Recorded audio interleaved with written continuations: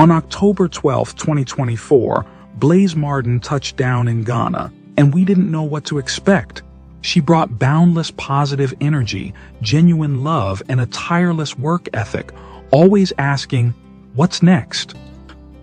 In just 4 weeks, she volunteered across our literacy, golf, and athletics programs and joined countless other projects. Today, we're sitting down with her to hear more about her journey. Hello, everyone. My name is Selassie, and I'm seated here to have a sit-down conversation with the ever hardworking Blaise Marden. Blaise, welcome to the show. Can you introduce yourself to the audience? Yes, of course. My name's Blaise Marden. I'm from the UK, more specifically in London. I'm 24 years old, and I'm currently a manager of 2 golf courses back in the UK. It's a pleasure to meet you and also have this conversation with you, like we always do with our volunteers. But before we get into anything, I would like to ask, what first inspired you to volunteer, and how did you hear about Fafali? I always knew that I wanted to do something within travelling. I didn't know if it was backpacking, volunteering, something along those lines. One day at work, a conversation came up about Fafali. Lucky enough for me, my director of my company that I work for back home, he has a charity called the Golf Trust who work in partnership with Fafali. So he told me about you guys. We made the connection, and it seemed like the right thing to do. Absolutely. So prior to that, have you ever had any voluntary experience? Never before. This was the first time I had travelled alone, the longest I've been away from home. So yeah, this was a first for me. And how is the family back home taking everything? They're doing okay. They're missing me a lot. I personally don't want to go home just yet. They want me home. So yeah, we're on opposite sides at the moment, but it'll be nice to see them. Absolutely. Then that brings me to my next question. What expectations did you have about your role before you arrived, and how did those experiences change once you got here? I did try to go into it without any expectations. I didn't want to be disappointed if I thought I'd get so much out of it and I didn't. So I tried to go into it open-minded. There was obviously a few expectations. I did think that, I wouldn't settle in straight away, that I would struggle with certain things like food, getting on with people. It was nothing like that. I came and I settled in straight away. It feels like home. I haven't struggled with food and eating. The job itself has been incredible and very fulfilling. The kids are welcoming, the teachers are welcoming. Any expectations I could have had, the experience exceeded them all.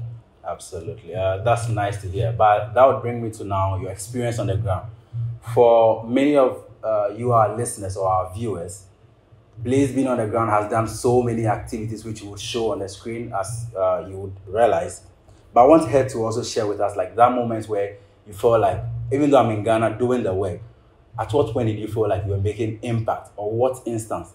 There was one moment that stands out, and I actually know the date of when it happened. Really? It was October 18th, and I visited Jeremiah International with Barry and Joshua for their entrepreneurship program, and the kids were giving presentations, and it was like the 3rd group in. They've stood up, and there was a girl, I think she was about 14, and she stood up and she burst into tears crying, and she ran out with stage fright.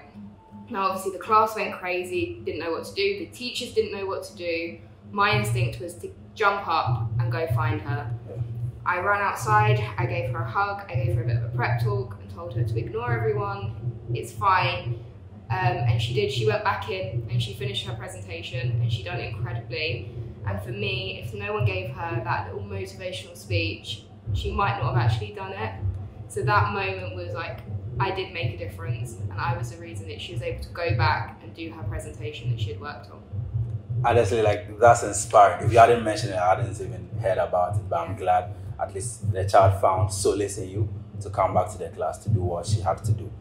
That would bring me to another question. Like, at what did you also face any challenges where you had to go out of your comfort zone, and how did you handle it? I know even coming to Ghana is out of your comfort zone. That was a big one. Yeah.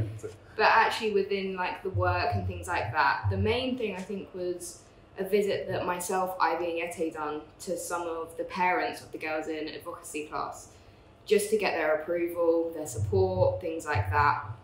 It was out of my comfort zone because I didn't know how it was going to go. We obviously really want the support of the parents, but there's always that chance that they're not going to be on side and they're not going to understand. So it was the one moment that I felt very on edge because there was so much riding on it. It was very important to get their support, to encourage their children to come. So yeah, that was the one moment that I weren't feeling too comfortable, but I'm glad we done it and we got support from all of the parents that we spoke to. And then if you look at it, how was the response from the kids? Did they start showing up to class for the advocacy project? Yes, so having the support from the parents really helped and encouraged them. It helped as reminders as well. And for the parents to understand what Fafali does is incredible. Amazing. Now, what was a typical day for you? I know you've had to juggle a lot of things, but to our viewers, they would be wondering, as a volunteer coming from the UK here, what was a typical day of voluntary work like for you here at Fafali? Typical day would be in the office before 9 a.m. We'd have about a 15-minute conversation in the office. Most days I would then head to literacy, to Unity Baptist. It's about a 20-minute walk from the office, and our lesson would be from 10 to 11, so an hour's lesson. After that, we'd head straight to lunch because we were all hungry. It was time for food. Mama's is the typical spot that we would go. Jollof rice was the go-to. After that, head back to the office to finish marking some books, planning the next lessons, things like that. And then I had a few different projects that I would go to, so it really depended on the day. Sometimes it'd be golf, sometimes it'd be table tennis. In my first week, I also went to things like football, environment club, and stuff like that. Once those were all wrapped up, it'd be back to the office. If anyone was there, a little bit of a debrief on how the day went, and it was time to go home. Wow. I know it's a lot to juggle, like I said earlier, but what would you say after every day's work, right? How do you feel going back home or even laying in bed, like rethinking how the day went? You feel tired. It is exhausting sometimes. The heat doesn't help. When you're from a country where you don't have heat, it's difficult. But you do find yourself going home and thinking of, what could I have done differently? If something went wrong that day, could I have helped? What can I do when I next see that child? And things like that. You're constantly thinking of ideas on how to improve the next time you see your kids. Amazing. And then even talking about that point where you're constantly thinking about something. So once you get home, I want you to take me to that point. How do you go about preparing for the next day's initiatives? Or do you have a routine?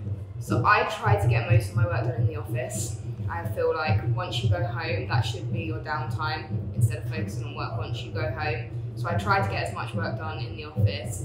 On the odd occasion, my comfort would be having a shower, laying in bed and doing the work in my comfort zone. Okay. Not sat at a desk. So that's where, if I had anything left over, I'd spend an hour or so going through it, looking through, doing some research, and that would be me done for the day. Then work ends and it's time for me time. Amazing stuff there. This brings me to the next phase of our sit-down conversation, which is more about reflection and also the impact, right? So how has volunteering with Fafali impacted your view on education, community, and then personal goals? It's had a massive impact. I think a big thing is I've realised that money isn't everything. Now it helps in certain things. However, the community that's here is something that I've never seen before. Back at home in the UK, we don't have anything like this. Everyone around here knows each other, everyone's smiling, everyone's friendly, laughing. Everyone will talk to you. It makes no difference. The tight-knit community that's here, where someone's always got your back, is incredible to see. The education system here is, again, different from what I'm used to back in the UK, but I've actually been amazed by the level of education that some of these children do have. Some of them have worked hard, they've turned up to the projects, the after-school clubs, and they've put their education first. They want to do better. It's sad though seeing some children at the age of 11 and 12 unable to read and write and really struggling because they've not been able to have that support, which then you can see is what leads to them struggling to get careers in the future, could lead to poverty and things like that because they're unable to get a career. So it's really nice that Fafali implement different classes to try and encourage these kids to continue with their education, to set them up correctly for their future. Amazing. Who is that one person you've met here at Fafali who has left a lasting impression on you? There is one person. It would be Madam Eunice from Unity Baptist. Oh, now, okay. we didn't spend much time together. We didn't really communicate much. It was something about her when I felt like I needed home a little bit. She felt like home. The first day I met her at her school, I walked out into like the playground area and she was stood with her arms wide open. She hadn't said a single word to me, never met me. Her arms were just wide open waiting to give me a hug. And from that moment when I needed that hug, I said to everyone in the office, she felt like mum. She was like my mum here. She felt like home. She felt like someone, if I had a problem or was having a down day, she would have been the person I would have called. Oh, great. So to you, our audience wondering who Madam Eunice is, so she is the headmistress of one of our community partner schools called the Unity Baptist School. She's one of the headmistresses who has always been there for our initiatives who would help us recruit kids and also create a welcoming environment for all our volunteers. And like you heard from Blaise, she's felt like a mom to her ever since she's been here. Also, what lessons do you take away from this experience that you feel will stay with you for the rest of your life? I think I've learned to be more patient. Back at home, everything's rushed. You move at 100 miles an hour. I've learned that you don't need to rush things to make things happen. Be patient, be appreciative of what you've got, even the small things, because all the kids here they're appreciative of absolutely everything, and they've made me kind of self-reflect and realise some things that I complain about back home it's not worth it. There's bigger issues going on. It's also taught me how to be happy. The biggest thing I take away is, being happy, smiling, laughing. Wow. Now to the penultimate phase of our conversation, right? We want to look at if you were to create a survivor's kit or volunteer survivor's kit for Fafali or for future volunteers, what would you include in that? Right. It could be a long list. Okay. The first thing which I would say would be a fan, whether it was an electric fan, just a handheld fan, a fan of some sort if you're not from a country where you have 30-degree heat every day, because it gets hot. Next thing would be bite cream. I've really struggled with being bit by mosquitoes, and bite cream has been my saviour. It has stopped a lot of my bites from going like scabby, and it really helps. Yeah. Next thing would probably be tissues. I don't think I realised how much dirt would like gather on my legs just walking backwards and forwards from projects. So tissues are always handy to wipe down your legs and things like that once you've moved from A to B. And finally, probably sunscreen. That is a good one. I was a bit slack with it this trip. It started for the first week, and then after that I got lazy, and I have been sunburned a few times. So I would advise wearing sun cream. Okay. I know it's your personal survival kit, but to take you back a bit, would you also add that you need to be open-minded?